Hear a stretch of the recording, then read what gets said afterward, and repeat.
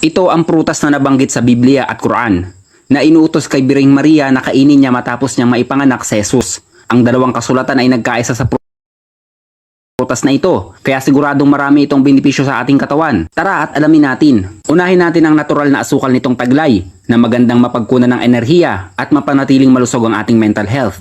Napakaganda nito sa high blood dahil nagagawa niyang maging normal ang ating dugo. Pinapalakas din ito ang mga ugat sa ating puso at pinaparelax ang ating blood vessels. Pinagmumulan din ito ng healthy fats na may omega-3 at healthy fatty acid na laban sa pamamaga sa loob at labas ng ating katawan.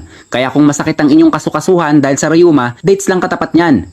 Kaya nitong ma-improve ang ating digestive system dahil sa fiber kasama nito at soluble fiber, probiotics at napapaganda ang ating tiyan, makakaiwas sa iba't ibang uri ng sakit ng tiyan. Ito pa ang kagulat-gulat sa katangian ng prutas na ito. Ang mga buntis na kumukonsumo ng dates ay napapaiksi ang paglilabor at nababawasan ang pananakit nito. Ayan ay lumabas sa pag-aaral ng scientist at bumababa ang porsyento na masisarya ng isang buntis. Mataas din ito sa iron at protein na magandang kombinasyon para maging maganda ang development ng bata sa loob ng sinapupunan. Ang dates ay matamis na prutas, subalit never itong makakapagpataas ng ating blood sugar. Wala pang synthetic drug noon pero ang herbal lang talaga ang gamit nila, purong natural. May